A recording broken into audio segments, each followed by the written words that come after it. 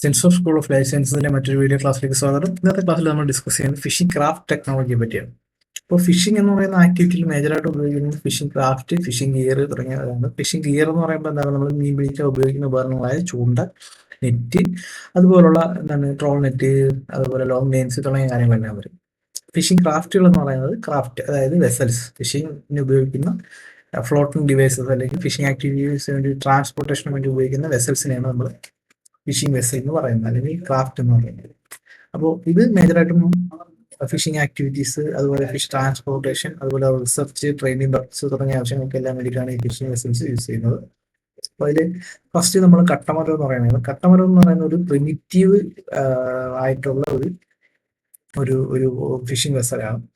അതായത് ഒരു ഫ്ലോട്ടിംഗ് ആയിട്ടുള്ള ട്രീ ട്രങ്കിൽ കയറി നമ്മൾ കൈ ഉപയോഗിച്ചോ അല്ലെങ്കിൽ ട്രീ ബ്രാഞ്ചസ് പാഡിൽസ് ആയിട്ട് യൂസ് ചെയ്തുകൊണ്ട് ട്രാൻസ്പോർട്ടേഷൻ നടത്തി. അതിനുശേഷം അതിനെ കുറച്ചുകൂടി അവര് കുറച്ചും കൂടെ സ്റ്റേബിൾ ആക്കാൻ വേണ്ടിയിട്ട് ഒരു ഒന്നിലേറെ തടികൾ, ട്രീ ട്രങ്കുകളെല്ലാം കൊണ്ട് ടൈഡ് ചെയ്ത് അതിനെ കണ്ടിന്യൂസ് ഒരു ടൈപ്പ് ഓഫ് ബോട്ടായിട്ട് മാറ്റിയിട്ട് അതിനകത്ത് ഈ പറയുന്ന ട്രീ ബ്രാഞ്ചസോ അല്ലെങ്കിൽ ഹാൻഡ്സോ ഉപയോഗിച്ചു.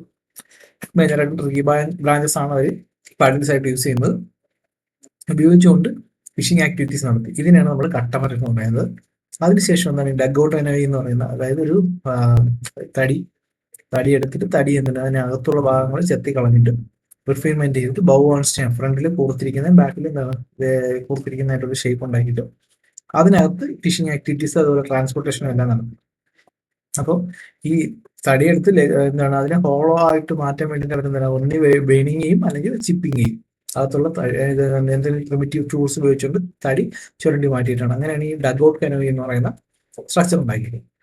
അപ്പോൾ ഇനി മേജറായിട്ട് നമ്മുടെ ഓരോ സ്റ്റേറ്റിലുള്ള ഇൻഡിജിനസ് ആയിട്ട് ഉപയോഗിക്കുന്ന കുറച്ച് ഫിഷിംഗ് ബോട്ട്സിന്റെ പേരുകളാണ്. അപ്പൊ ഇതിൽ പ്രധാനപ്പെട്ടതെന്ന് പറയുന്നത്, നമ്മുടെ പ്രധാനപ്പെട്ട പേരുകൾ എന്ന് പറയുന്നത് ഇത് ചോദിക്കാൻ സാധ്യതയുള്ള ക്വസ്റ്റ്യൻ ആണ്. അതായത് ഇന്ന ബോട്ട്, ഇപ്പോൾ ഹെലർ മച്ചുവ എന്ന് പറയുന്ന ബോട്ടുകൾ ഏത് കോസ്റ്റിലാണ് യൂസ് ചെയ്യുന്നത്?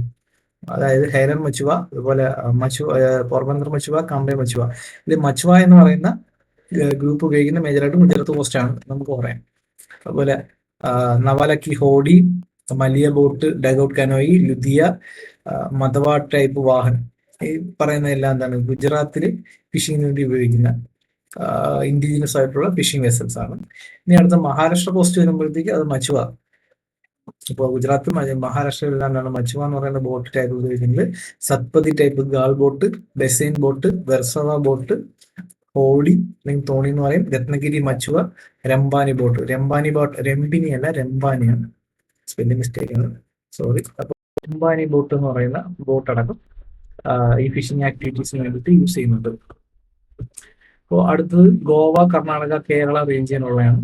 അപ്പോൾ ഇവിടുത്തെ നമ്മൾ നോക്കുകയാണെങ്കിൽ മേജറായിട്ടും നമ്മളിവിടെ ഉപയോഗിക്കുന്ന, നമ്മുടെ കേരള കോസ്റ്റിലടക്കം ഉപയോഗിക്കുന്ന dug out, plank built canoe, raft, കട്ടമരം തുടങ്ങിയതൊക്കെയാണ്. കർണാടകയിലും ഈ രംബാനി ബോട്ട് നോർത്തേൺ കർണാടകയിൽ പോപ്പുലർ ആയിട്ടുള്ള ഇതാണ്. മഹാരാഷ്ട്രയായിട്ട് അടുത്ത് കിടക്കുന്ന രീതിയിൽ ഇത് ഫേമസ് ആയിട്ടുള്ളതാണ്. പിന്നെ അതുപോലെ ഡഗ് ഔട്ട് കനോയി സദേൺ കർണാടകയിൽ, നമ്മുടെ കേരളത്തിലും ഡഗ് ഔട്ട് കനോയി കൂടുതലായിട്ട് യൂസ് ചെയ്യുന്നുണ്ട്, അവിടെ യൂസ് ചെയ്യുന്നുണ്ട്. ഗോവയിലെ ട്രഡീഷണൽ ഫിഷിംഗ് ഡഗ് ഔട്ട് കനോയിസ് ആണ്. അതുപോലെ പ്ലാൻ ബിൽറ്റ് ആയിട്ടുള്ള സ്ട്രക്ചേഴ്സ് ആയിട്ടുള്ള ബോട്ടുകൾ ഉപയോഗിക്കുന്നുണ്ട്. ഇത് ലാർജ് ഔട്ടർ ഗേഴ്സ്. ഇതിനാണ് നമ്മൾ രംബാനി എന്ന് പറയുന്നത്. This is a rudimentary keel in the dug out. The size of boat is vary from 7 to 8 metre. 7 മുതൽ 8 മീറ്റർ വരെ നീളത്തിലുള്ള ഒരു ബോട്ടാണ്. ഇതിനകത്ത് ഡഗ് ഔട്ട്സിന്റെ കീൽ എന്ന് പറയുന്ന ഒരു റുഡിമെന്ററി ആയിട്ടുള്ള കീൽ സ്ട്രക്ചർ ഉണ്ടായിരിക്കും. അടിയിൽ മിഡ് പോർഷനിൽ, ഏറ്റവും ബേസിൽ മിഡ് പോർഷനിൽ വെസലിന്റെ എൻ്റെ ലെങ്തിൽ സ്പെഷ്യൽ ടൈപ്പ് ഇതിന് സ്റ്റെബിലിറ്റി മെയിൻറ്റെയിൻ ചെയ്യാൻ വേണ്ടി ഒരു സ്ട്രക്ചർ ഉണ്ടായിരിക്കും. അതായത് അതിനാണ് നമ്മൾ കീൽ എന്ന് പറയുന്നത്. അപ്പോൾ ഇതാണ് ഗോവ ഫിഷിംഗ്, കർണാടക, കേരള റീജിയൻ ഉള്ളത്. പിന്നെ തമിഴ്നാട്ടിൽ കനോയി അല്ലെങ്കിൽ വള്ളം എന്ന് പറയുന്നത് ടൂട്ടിക്കുറും ബോട്ട്, നമ്മുടെ നാട്ടിലെ വള്ളം തന്നെയാണ്. ദെൻ ഇലൈക്കരൽ boat, fishing canoe, then Adirampattinam fishing canoe. ഇങ്ങനെ കനോയി സാധാ ബോട്ടുകൾ തന്നെയാണ്. Then 3 master plank built canoe, അതായത് 3 തടി വെച്ചുണ്ടാകുന്ന പ്ലാങ് ബിൽറ്റ് കനോയി. ദെൻ കള്ളതോണി, കട്ടമരം, പെരിയമരം, ഉരുക്കുമരം, കോലമരം, തുണ്ടിൽ മരം, ചിന്നാനമരം, മസൂല ബോട്ട്, ഇതെല്ലാം തമിഴ്നാട്ടിൽ ഉപയോഗിക്കുന്നത്. ഇതെല്ലാം കട്ടമരത്തിന്റെ പല ടൈപ്പുകളാണ് ഈ പറയുന്ന കട്ടമരം, പെരിയമരം, ഉരുക്കുമരം, കോലമരം, തുണ്ടിൽ മരം, ചിന്നാനമരം എന്നൊക്കെ പറയുന്നത്. മസൂല ബോട്ട് എന്ന് പറയുന്നത് കർണാടകയിൽ ഉപയോഗിക്കുന്ന പ്രത്യേകതരം ബോട്ടുകളാണ്. പിന്നെ ആന്ധ്രാപ്രദേശിൽ കട്ടമരവും മസൂല ബോട്ടും നവ എന്ന് പറയുന്ന 3 ടൈപ്പ് ബോട്ടുകൾ ഉപയോഗിക്കുന്നുണ്ട്. കട്ടമരത്തിന് ഇവിടെ തെപ്പലു എന്നാണ് പറയുന്നത്. ഒറീസ കോസ്റ്റിൽ ബൊട്ടാരി, കട്ടമരം, നവ, ബാർ ബോട്ട് എന്നിവ ഉപയോഗിക്കുന്നുണ്ട്. വെസ്റ്റ് ബംഗാളിൽ ബെച്ചാരി ബോട്ടും ചോട്ട് ബോട്ടും ഉപയോഗിക്കുന്നുണ്ട്. പിന്നെ ആൻഡമാൻ നിക്കോബാർ ഐലൻഡ്സിൽ ഡഗ് ബോട്ടും outrigger canoe, flat bottom, round bottom type ബോട്ടുകൾ ഉപയോഗിക്കുന്നുണ്ട്. ലക്ഷദ്വീപിൽ കത്തുഫാത്തി എന്ന് പറയുന്ന റാഫ്റ്റ്, പ്ലാൻബിൽറ്റ് ബോട്ട്, കാലുൾ തോണി എന്ന് പറയുന്നത്, പിന്നെ മസോഡി എന്ന് പറയുന്ന 3 ടൈപ്പ് ബോട്ടാണ് ഉപയോഗിക്കുന്നത്. അപ്പൊ ഇതൊക്കെയാണ് മേജർ ആയിട്ടുള്ള ഫിഷിംഗ് ആർട്ടിസാനൽ ആയിട്ടുള്ള ഫിഷിംഗ് വെസൽസ് എന്ന് പറയുന്നത്. ഇനി അടുത്തായിട്ട് നോക്കുന്നത് വെച്ച് കഴിഞ്ഞാൽ ഫിഷിംഗ് ക്രാഫ്റ്റിന് അതിന്റെ മൂവ്മെന്റ് ഉപയോഗിക്കുന്ന പവർ പ്രൊപ്പൽഷന് വേണ്ടി ഉപയോഗിക്കുന്ന എന്ത് പവറാണ് പറയുന്നത് ഫിഷിംഗ്. മാനുവൽ പവർ നമ്മൾ സാധാരണ പാഡിൽ ഉപയോഗിച്ച് തുഴഞ്ഞു പോകുന്നു, മാൻമെയ്ഡ് ഫോഴ്സ് കൊടുക്കുന്നു, അതിനാണ് മാനുവൽ പവർ എന്ന് പറയുന്നത്. ദെൻ വിങ് പവർ എന്ന് പറയുന്നത്, വിങ് അല്ല വിൻ പവർ എന്ന് പറയുന്നത്. വിൻ പവർ എന്ന് പറയുന്നത് എന്താണ്, നമ്മൾ പായ കെട്ടിയിട്ട് എന്താണ് കാറ്റ് ഉപയോഗിച്ചുകൊണ്ട് യൂസ് ചെയ്യുന്നതാണ്. Then mechanical power. Mechanical power എന്ന് പറയുന്നത് നമ്മുടെ ഡീസൽ എഞ്ചിൻ അല്ലെങ്കിൽ പെട്രോൾ എഞ്ചിൻ വെച്ചുള്ള മണ്ണെണ്ണയൊക്കെ ഉപയോഗിച്ചുള്ള എഞ്ചിൻസ് വെച്ചുള്ള പവറിനെയാണ് നമ്മൾ മെക്കാനിക്കൽ പവർ എന്ന് പറയുന്നത്. ഇപ്പോൾ മെക്കാനിക്കൽ പവറിന് കുറച്ച് അഡ്വാൻറ്റേജസ് ഉണ്ട്. ഹൈ സ്പീഡ് ആയിരിക്കും, shorter time to reach fishing ground. വളരെ പെട്ടെന്ന് തന്നെ സ്പീഡ് കൂടുതലായതിനെ കൊണ്ട് തന്നെ ഫിഷിംഗ് ഗ്രൗണ്ടിൽ വളരെ പെട്ടെന്ന് എത്താൻ പറ്റും. ടാങ്കിനകത്ത് നമുക്ക് പ്രിസർവേഷൻ ഫെസിലിറ്റീസ് എല്ലാം കൊടുക്കാൻ പറ്റും. സേഫ്റ്റിയും വർക്കിംഗ് എൻവയോൺമെന്റ് എല്ലാം വളരെ നല്ലതായിരിക്കും. അതുപോലെ ബൾക്ക് ക്യാച്ചിങ് കിട്ടാനുള്ള ചാൻസ് വളരെ കൂടുതലായിരിക്കും. കാരണം എന്താണ്, ഇതിന്റെ സ്പീഡ് കൂടുതലായിരിക്കും, വളരെ കുറഞ്ഞ സമയം കൊണ്ട് നമുക്ക് പിടിച്ചിട്ട് തിരിച്ചു വരാൻ പറ്റും, ഫിഷിംഗ് ഗ്രൗണ്ടിൽ എത്താൻ പറ്റും. അതെല്ലാം എന്താണ് മെക്കാനൈസ്ഡ് ക്രാഫ്റ്റിന്റെ ബെനിഫിറ്റ്സ് ആണ്. ദെൻ ഇതിന്റെ ഇൻഡിജിനസ് ക്രാഫ്റ്റുകളുടെ ലിമിറ്റേഷൻസ് ആണ്. നമുക്ക് എന്തായാലും ഒരുപാട് ഡീപ്പ് വാട്ടറിലേക്ക് പോകാൻ പറ്റത്തില്ല. ലാർജ് ക്വാണ്ടിറ്റി ഫിഷസിനെ നമുക്ക് എന്താണ് ക്യാച്ച് ചെയ്യാൻ പറ്റത്തില്ല. ഫിഷിന്റെ ഡിമാൻഡ് മീറ്റ് ചെയ്യുന്ന രീതിയിൽ നമുക്ക് പിടിക്കാൻ പറ്റത്തില്ല. ഫിഷിന്റെ കോസ്റ്റ് അതുകൊണ്ട് തന്നെ ഇൻക്രീസ് ചെയ്യും. ഡിമാൻഡ് ചെയ്യുന്ന രീതിയിൽ ഫിഷിനെ പിടിക്കാൻ പറ്റാത്തതും ലാർജ് ക്വാണ്ടിറ്റി ഫിഷിനെ ക്യാച്ച് ചെയ്യാൻ പറ്റാത്തതും തന്നെ ഡിമാൻഡ് ഇൻക്രീസ് ചെയ്യും. അപ്പോൾ ഡിമാൻഡ് ഇൻക്രീസ് ചെയ്യുന്നിടത്ത് കോസ്റ്റും കൂടും. ദെൻ പ്രൊപ്പൽഷമായി വിൻഡ് ഓർ അതായത് കാറ്റ് ഉപയോഗിച്ചായിരിക്കും ഇതിന്റെ ലിമിറ്റഡ് മാക്സിമം ട്രാൻസ്പോർട്ടേഷൻ ഫോഴ്സ് എന്ന് പറയുന്നത്. അതുകൊണ്ട് തന്നെ സ്പീഡ് വളരെ ലെസ് ആയിരിക്കും, ക്യാരിങ് കപ്പാസിറ്റി വളരെ കുറവായിരിക്കും. നല്ല വെതർ കണ്ടീഷൻ ഉണ്ടെങ്കിൽ മാത്രമേ നമുക്ക് ഇത് ഓട്ടിക്കാൻ പറ്റൂ. കൊടുങ്കാറ്റ് അതുപോലെ പ്രശ്നങ്ങളുള്ളപ്പോൾ നമുക്ക് ഓട്ടിക്കാൻ പറ്റത്തില്ല, കാറ്റില്ലാത്തപ്പോൾ ഓട്ടിക്കാൻ പറ്റത്തില്ല. പ്രിസർവേഷൻ ഫെസിലിറ്റീസ് ഒന്നും ഉണ്ടായിരിക്കത്തില്ല. അതുപോലെ ഫിഷിങ്ങിന് പോകുന്ന ക്രൂസിൽ കുക്കിങ്ങിനോ സ്ലീപ്പിങ്ങിനോ പറ്റിയ ഫെസിലിറ്റീസ് ഒന്നും ഉണ്ടായിരിക്കത്തില്ല. ഫിഷിംഗ് ക്രാഫ്റ്റിന് പല രീതിയിലുള്ള ക്ലാസിഫിക്കേഷൻസ് ആണ്. മേജർ ആയിട്ട് അതിന്റെ ക്ലാസിഫിക്കേഷൻ എന്ന് വെച്ച് കഴിഞ്ഞാൽ ഡെപ്ത് ഓഫ് ഓപ്പറേഷൻ, അതായത് ഏത് ഡെപ്തിലാണ് അത് ഓപ്പറേഷൻ ചെയ്യുന്നത്. ഇൻഷോർ വെസൽസ് എന്ന് പറയുന്നത് 10 ഫാത്തം ഡെപ്തിൽ, എന്താണ് up to 10 fathom length, 10 fathom വരെയുള്ള ഡെപ്ത് ഉള്ള ഏരിയയിൽ യൂസ് ചെയ്യുന്ന വെസൽസിനാണ് ഇൻഷോർ വെസൽസ് എന്ന് പറയുന്നത്. നമ്മുടെ ഷോർ ലൈൻ റീജിയനിലെല്ലാം ഉപയോഗിക്കുന്നത് ഇൻഷോർ വെസൽസ് ആയിരിക്കും. അടുത്ത ഓഫ് ഷോർ വെസൽസ്, അതായത് 10 മുതൽ 40 ഫാത്തം വരെയുള്ള ഡെപ്ത് റേഞ്ചിൽ വർക്ക് ചെയ്യുന്നതായിരിക്കും ഓഫ് ഷോർ വെസൽസ് എന്ന് പറയുന്നത്. അത് കുറച്ചുകൂടെ ഉള്ളിലേക്ക് ഡീപ്പറായിട്ട് പോകുന്ന നമ്മുടെ എക്സ്ക്ലൂസീവ് എക്കോണോമിക് സോണിന്റെ പുറത്തേക്കൊക്കെ പോകുന്ന വെസൽസ് ആണ്. ഡീപ് സീ വെസൽസ് എന്ന് പറയുന്നത് 40 പാത്രത്തിനും താഴെയുള്ള തലങ്ങളിൽ ഫിഷിങ്ങിന് പോകുന്നതാണ്. ഇത് ഒരുപാട് ഡീപ്പ് ഫിഷിങ് ചെയ്യുന്ന വെസൽസ് ആണ് ഈ ഡീപ് സീ വെസൽസ് എന്ന് പറയുന്നത്.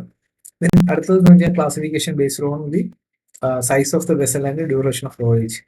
അപ്പോൾ എത്ര സമയം പോകുന്നു, എത്ര ഫിഷിന്റെ ഇതിന്റെ സൈസ് എത്രയാണെന്ന് തുടങ്ങിയതിന്റെ ബേസിലാണ്. നിയർ വാട്ടർ വെസൽസ് എന്ന് പറയും. 12 മീറ്റർ വരെ ഡെയിലി ട്രിപ്പ് പോകുന്നു, 12 മീറ്റർ വരെ ഉള്ളിലേക്ക് പോകുന്ന വെസൽസിന്റെ ലെങ്ത് 12 മീറ്റർ വരെ ഉള്ളതും, എന്നാൽ ഡെയിലി ട്രിപ്പിന് പോകുന്നതും ഒരു ദിവസത്തിൽ കൂടുതൽ ഇതിന് പോകാത്തതായ ഇതിനെയാണ് നമ്മൾ നിയർ വാട്ടർ വെസൽസ് എന്ന് പറയുന്നത്. പിന്നെ മിഡിൽ വാട്ടർ, ഇത് ഏകദേശം 12 മുതൽ 30 വരെ മീറ്റർ നീളം ഉണ്ടായിരിക്കും. ഇത് ഏകദേശം 7 ദിവസം വരെയൊക്കെ ഫിഷിങ്ങിന് പോകാറുണ്ട്, പക്ഷെ 25 ദിവസത്തിൽ കൂടുതൽ പോകാറില്ല. ഡിസ്റ്റന്റ് വാട്ടർ വെസൽസ് എന്ന് വെച്ചാൽ ഡീപ് സീ വെസൽസ് ഒക്കെ ആയിരിക്കും. ഇത് ഏകദേശം 30 മീറ്റർ കൂടുതലായിരിക്കും ഇതിന്റെ ലെങ്ത്. ഇത് എന്താണ് 25 ദിവസത്തിൽ കൂടുതലൊക്കെ ഫിഷിംഗ് ആക്ടിവിറ്റീസ് ചെയ്തിട്ട് സ്റ്റേ ചെയ്ത് തന്നെയായിരിക്കും അതിനകത്ത് അതിലെ ക്രൂ മെമ്പേഴ്സും ഫിഷർമാന്മാരും ഒക്കെ സ്റ്റേ ചെയ്യുന്നത്. ദെൻ കൺസ്ട്രക്ഷൻ ഓഫ് ഹള്ളിന്റെ കൺസ്ട്രക്ഷൻ എന്ത് വെച്ചാണെന്നുള്ളത് വെച്ചുകൊണ്ട് decked boat, half decked boat, open boat എന്ന് പറയാം. ഹള്ളിന്റെ സ്ട്രക്ചർ എങ്ങനെ കൺസ്ട്രക്ട് ചെയ്യുന്നുള്ളത്, ഡെക്കുള്ള ബോട്ട്, അല്ലെങ്കിൽ പകുതി ഡെക്കുള്ള ബോട്ട്, അതുപോലെ ഓപ്പൺ ബോട്ട്, ഡെക്ക് ഇല്ലാത്ത ബോട്ട് എന്നുള്ളത് 3ആയിട്ട് കൺസ്ട്രക്ട് ചെയ്തിട്ടുണ്ട്. പിന്നെ ഇത് ഉപയോഗിക്കുന്ന ഏത് മെറ്റീരിയൽ ഉപയോഗിച്ചാണ് കൺസ്ട്രക്ട് ചെയ്യുന്നതനുസരിച്ച് wooden boat, steel boat, fiber glass reinforced boat, ferro cement, aluminium composite തുടങ്ങിയ രീതിയിൽ ക്ലാസ് ചെയ്തിട്ടുണ്ട്. ദെൻ ഇതിനകത്ത് ഗ്രോസ് രജിസ്റ്റേർഡ് ടണ്ണേജ്, എത്ര വെയിറ്റ് വരെ ഇതിനകത്ത് കൊള്ളാം എന്നുള്ളത് വെച്ചുകൊണ്ട് ഇതിന്റെ വെയിറ്റ് എത്രയാണെന്നുള്ളത് 1 to 25 GRT. GRT എന്ന് പറയുന്നത് ഗ്രോസ് രജിസ്റ്റേർഡ് ടണ്ണേജ് എന്ന് പറയുന്നത് 1 മുതൽ 25 വരെയുള്ള ഒരു ഗ്രൂപ്പ്, 26 മുതൽ 50 വരെയുള്ള അടുത്തത്, 51 മുതൽ 100, 101 മുതൽ 250, 250 മുതൽ 500, 501 മുതൽ 1000 വരെ പല രീതിയിലുള്ള ഗ്രോസ് രജിസ്റ്റേർഡ് ടണ്ണേജുള്ള ബോട്ടുകളായി തിരിച്ചിട്ടുണ്ട്. അടുത്തെന്ന് പറയുന്നത് ഏരിയ ഓഫ് ഓപ്പറേഷൻ, ഇത് എവിടെ ഓപ്പറേറ്റ് ചെയ്യുന്നു എന്നുള്ളതാണ്. ഓപ്പൺ സീയിൽ ഓപ്പറേറ്റ് ചെയ്യുന്ന വെസൽസിനെയാണ് ലാർജ് വെസൽസ് എന്ന് പറയുന്നത്. എക്സ്ക്ലൂസീവ് എക്കണോമിക് സോണിനുള്ളിൽ ഓപ്പറേറ്റ് ചെയ്യുന്നതാണ് നമ്മൾ ബീഡിംഗ് വെസൽസ് എന്ന് പറയുന്നത്. ഏറ്റവും അടുത്ത് കോസ്റ്റൽ ഏരിയയിലും ഷെറ്റായിട്ട് പറയുമ്പോൾ ബ്രാക്കിഷ് വാട്ടർ ഏരിയയിലും ഒക്കെ യൂസ് ചെയ്യുന്നതാണ് നമ്മൾ സ്മാൾ വെസൽസിന് പറയുന്നത്. So based on their function നമ്മൾ എന്താണ് ഏത് ടൈപ്പ് ഫിഷിംഗ് ആണ് യൂസ് ചെയ്യുന്നത് എന്നുള്ള ബേസിൽ നമ്മൾ എന്ത് ചെയ്തിട്ട് നമ്മൾ ട്രോളർ, അതായത് ട്രോൾ നെറ്റ് ഉപയോഗിക്കുന്നതാണ് ഉപയോഗിക്കുന്നത്. ട്രോളർ തന്നെ പല രീതിയിലുണ്ട്. സൈഡ് ട്രോളർ ഉണ്ട്, അതായത് ട്രോൾ നെറ്റ് എന്താണ് അതിന്റെ സൈഡിൽ നിന്നായിരിക്കും മൂവ് ചെയ്യുന്നത്, ബാക്കിൽ നിന്നായിരിക്കത്തില്ല. ബ്ലോക്സും ഹാങ്ങിങ്ങും ഗാലോസും എല്ലാം യൂസ് ചെയ്തിട്ടുണ്ട്. ഫ്രണ്ട് അതിന്റെ ബോട്ടിന്റെ പാരലായിട്ട് വല പുറത്തേക്ക് വിട്ടുകൊണ്ടായിരിക്കും പോകുന്നത്. അതുപോലെ സ്റ്റേൺ ട്രോളർ എന്ന് പറയുന്നത് എന്താണ്, സ്റ്റേൺ റീജിയനിൽ നിന്നായിരിക്കും അതിന്റെ ബാക്ക് സൈഡിൽ നിന്നായിരിക്കും ഈ വല റിലീസ് ചെയ്യുന്നത്. അവിടെ ആയിരിക്കും ഇതിന്റെ വാർപ്പും അതുപോലെ ട്രോൾ മീൻജും എല്ലാം ഇത് ചെയ്തിരിക്കുന്നത്. ദെൻ വെറ്റ് ഫിഷ് ട്രോളർ, അതിനകത്തെന്ന് പറയുന്നത് ഫിഷിനെ എന്താണ് വെറ്റ് കണ്ടീഷനിൽ തന്നെ ട്രോൾ ചെയ്ത ഫിഷിനെ വെറ്റ് കണ്ടീഷനിൽ തന്നെ സ്റ്റോർ ചെയ്യാൻ പറ്റുകയാണെങ്കിൽ അതിനെ വെറ്റ് ഫിഷ് ട്രോളർ എന്ന് പറയും. ഫ്രീസർ ട്രോളർ എന്ന് പറയുമ്പോൾ ക്യാപ്ചർ ചെയ്ത ഫിഷിനെ റെഫ്രിജറേറ്റർ പ്ലാന്റിൽ ഫ്രീസിംഗ് പോയിന്റ് എക്യുപ്മെന്റ് ഉപയോഗിച്ചുകൊണ്ട് പ്രിസർവ്ഡ് കണ്ടീഷൻ ഫ്രീസിംഗിൽ സ്റ്റോർ ചെയ്യാൻ പറ്റുന്നതിന് ഫ്രീസർ ട്രോളർ എന്ന് പറയും. ഫാക്ടറി ട്രോളർ എന്ന് പറയും. പ്രോസസ്സിംഗ് പ്ലാന്റ് അടക്കം ഇൻക്ലൂഡ് ആയിട്ടുള്ള മെക്കാനിക്കൽ ഡീഗട്ടിങ്ങും അതുപോലെ ഫിൽട്രേഷൻ കാനിങ്ങും ഇതെല്ലാം നടക്കുന്ന വലിയ ഒരുപാട് ആൾക്കാരുള്ള വലിയ വെസൽസിനെയാണ് നമ്മൾ ഫാക്ടറി ട്രോളർ എന്ന് പറയുന്നത്. പിന്നെ ഔട്ട്റിഗർ ട്രോളർ എന്ന് പറയും. This make use of outrigger booms to tow the gear. ഒന്നിലേറെ റിഗേഴ്സ് പുറത്തുനിന്ന് കണക്ട് ചെയ്ത്, അതായത് ഒന്നിലേറെ ട്രോൾ നെറ്റുകൾ നമുക്ക് ബോട്ടിന് പുറത്തേക്ക്, ഇപ്പം നമ്മൾ സൈഡ് ട്രോളർ എന്ന് പറഞ്ഞില്ലേ അതുപോലെ രണ്ട് സൈഡിലും കാണും, ചിലപ്പോൾ മിഡിൽ നിന്നും കാണും. അങ്ങനെയുള്ള ട്രോളറുകളാണ് നമ്മൾ ഔട്ട്റിഗർ ട്രോളേഴ്സ് എന്ന് പറയുന്നത്. ഇത് സീൻ എന്ന് പറയും. സീൻസ് എന്ന് പറയുന്നത് എന്താണ്, മീനെ വളഞ്ഞ് നമ്മൾ വല കൊണ്ട് വളഞ്ഞ് പിടിക്കുന്ന ടൈപ്പ് ഗിയേഴ്സിനാണ് നമ്മൾ സീൻസ് എന്ന് പറയുന്നത്. അത്തരം നെറ്റ് യൂസ് ചെയ്യുന്ന എന്താണ് വെസൽസിനാണ് നമ്മൾ സീൻ വെസൽസ് എന്ന് പറയുന്നത്.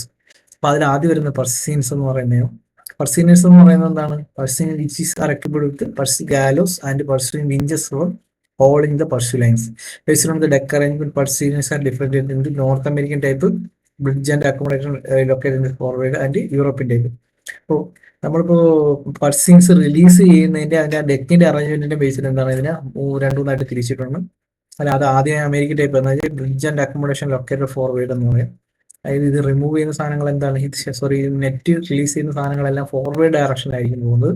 യൂറോപ്യൻ സ്റ്റൈൽ എന്ന് പറയുന്നത് എന്താണ് ഈ bridge and accommodation is located after net is costly carried out in upper deck. അപ്പോൾ ഈ സെക്കൻഡ് ടൈപ്പിൽ എന്ന് പറഞ്ഞാൽ അപ്പർ ഡെക്കിലായിരിക്കും നെറ്റെല്ലാം ക്യാരി ചെയ്യുന്നത്, ഇത് ബാക്കിൽ നിന്നായിരിക്കും റിലീസ് ചെയ്യുന്നത്. So tuna purse seiners arrangement similar to North American type but normally equipped with a skiff. അപ്പോൾ ട്യൂണ പർസീനേഴ്സിന് എന്താണ്, സ്കിഫ് എന്ന് പറയുന്നത് ചെറിയ ബോട്ടുകളുണ്ടായിരിക്കും. അപ്പോൾ ഈ ബോട്ടായിരിക്കും സറൗണ്ട് ചെയ്ത് മീനെ പിടിക്കാൻ വേണ്ടിയിട്ട് വലയുമായിട്ട് മൂവ് ചെയ്യുന്നത്. അടുത്ത സീ നെറ്റേഴ്സ്.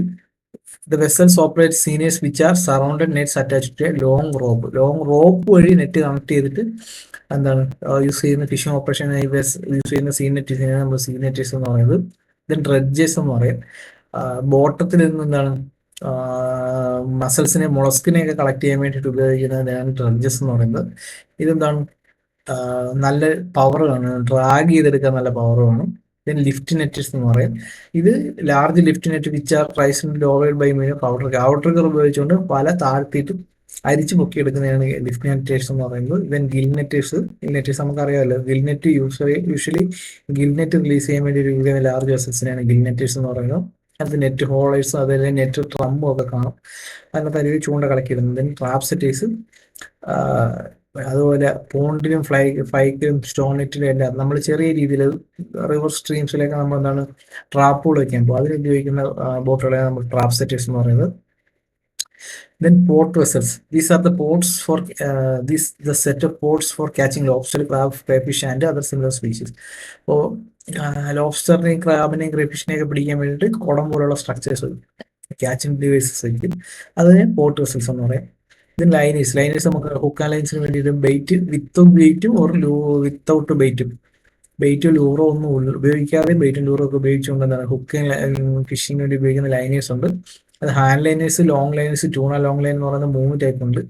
ഹാൻഡ് ലൈനേഴ്സ് എന്ന് പറയുന്നത് സ്മാൾ ബോട്ട്സിലായിരിക്കും. ഗിയർ ഹാൻഡ്ലിങ്ങിന് വേണ്ടി സ്പെഷ്യൽ ഫീച്ചേഴ്സ് ഒന്നും ഉണ്ടായില്ല. നമ്മൾ കരയൊന്ന് ചൂണ്ടയിടുന്ന പോലെ തന്നെ ലോങ് ലൈൻ നമ്മൾ ഹാൻഡ് വെച്ച് ചൂണ്ടയിടുന്നു, മീൻ പിടിക്കുന്നു. ലോങ് ലൈനേഴ്സ് എന്ന് പറയുന്നത് എന്താണ്, ഇതിന്റെ എന്താണ് ലെങ്ത്, വെസൽസിന്റെ ലെങ്ത് എന്തായിരിക്കും, വേരി ചെയ്തുകൊണ്ടിരിക്കും. അതുപോലെ ഇതിനകത്ത് എന്താണ് ലോങ് ലൈൻസ് ഒന്നിലേറെ ഇത് കണക്ട് ചെയ്ത് ഒരുപാട് ചൂണ്ടകൾ കണക്ട് ചെയ്ത് ഇത് റിലീസ് ചെയ്തിട്ട് അതിലേക്ക് ഫിഷിങ്ങിന് പിടിക്കുന്ന ഒരു പ്രാക്ടീസാണ് നടക്കുന്നത്. ദെൻ ട്യൂണ ലോങ് ലൈൻ എന്ന് പറയുന്നത് എന്താണ്, മീഡിയം സൈസിൽ വെസൽസ് ആയിരിക്കും. ഇതിനകത്ത് ബ്രൈൻ ഫ്രീസിങ് ടാങ്ക് പ്രിസർവേഷൻ ഉണ്ടായിരിക്കും. അതുപോലെ നോർമൽ എന്താണ് ലോങ് ലൈനേഴ്സ് തന്നെ അതിനകത്ത് എന്താണ് ബ്രൈൻ ഫ്രീസിങ്ങിനുള്ള സെറ്റപ്പും കൂടെ അതിനകത്ത് ഉണ്ടായിരിക്കുന്നതാണ് ട്യൂണ ലോങ് ലൈൻ എന്ന് പറയുന്നത്. Then pole and line vessels എന്ന് പറയുന്നത് ഇത് എന്താണ് മേജറായിട്ടും ഫിഷർമാനും നിന്നുകൊണ്ട് ചൂണ്ട വിട്ട് പിടിക്കാൻ പറ്റുന്ന ഒരു സ്ട്രക്ചർ ആയിരിക്കും. ലൈവ് ബെറ്റ് അതിനകത്ത് ഉണ്ടായിരിക്കും. അതുപോലെ water spray system for fish attraction, typical features of the vessels. അപ്പോൾ ഇന്ന് വാട്ടർ സ്പ്രേ സിസ്റ്റം ഉണ്ടായിരിക്കും. അപ്പോൾ അത് ഫിഷേഴ്സിനെ കൂടുതൽ അതിനകത്തേക്ക് അറ്റാച്ച് ചെയ്യും. Japanese style pole and line vessels, American style pole and line vessels എന്നുള്ള 2 രീതികളുണ്ട്. ഇതിനകത്ത് ആദ്യത്തിൽ എന്താണ് ഫോർവേഡ് പാർട്ടിലായിരിക്കും വെസൽസിന്റെ എന്താണ് ഈ ബ്രിഡ്ജ് എന്ന് പറഞ്ഞ സ്ട്രക്ചർ ഉണ്ടായിരിക്കുക. ആൾക്കാർക്ക് നിന്നുകൊണ്ട് മീൻ പിടിക്കാൻ ഉണ്ടാകുന്നത് അമേരിക്കൻ സ്റ്റൈൽ പോളൻ ലൈൻ വെസൽസിൽ ബാക്ക് സൈഡിലായിരിക്കും, ആഫ്റ്റർ പൊസിഷൻ ബാക്കിലായിരിക്കും. ട്രോളേഴ്സ് എന്ന് പറയുന്നത് എന്താണ്, ട്രോൾ ലൈൻസ് ഫിറ്റ് വിത്ത് ലൂറുകൾ കണക്ട് ചെയ്ത ട്രോൾ ലൈൻസ് കാണും.